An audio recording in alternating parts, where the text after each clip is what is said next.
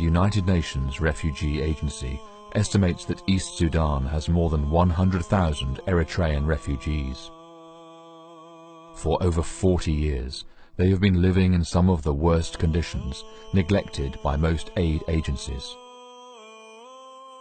The Eritrean refugees issue is one of the biggest issues in the whole of Africa, maybe.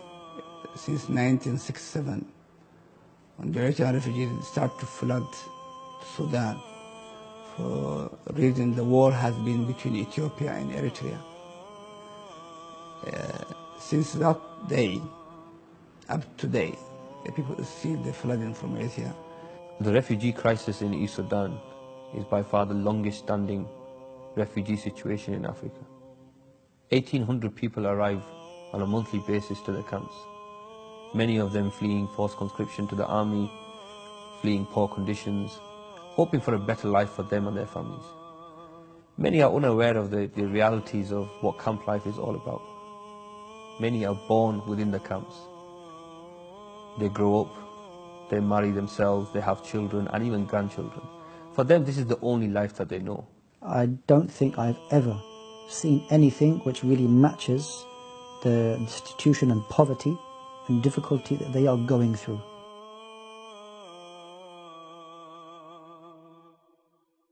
You can't say that it's life, to be honest, in all situations. It's not life at all. They don't have the basic necessity of their life.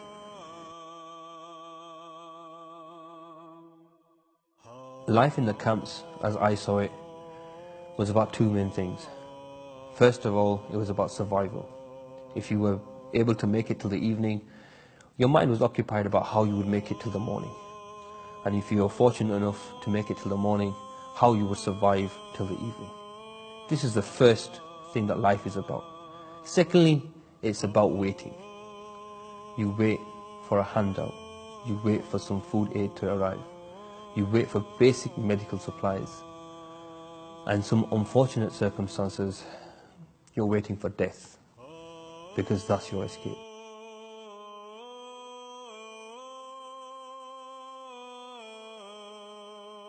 The kind of need that is just simple food and clothing, because these are the kind of things that allow them to live from one day to the next.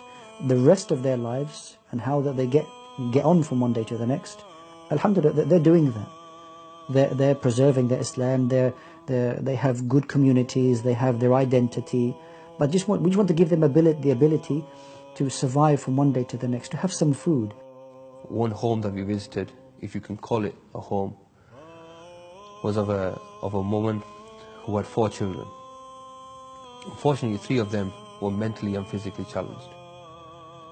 So much so that they were tied to the beds that were in the house, to stop them from harming themselves and stop them from running away. I asked her where her husband was, and she said he left 5 years ago in search of work and food and hasn't returned since. And for that period of time, she had spent looking after her children. Regular food to families like this will ensure that at least the children that they have, they're able to look after. At least the situation that they're in is not made worse with the absence of food.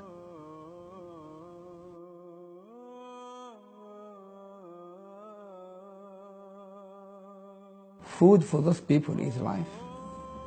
It's really life.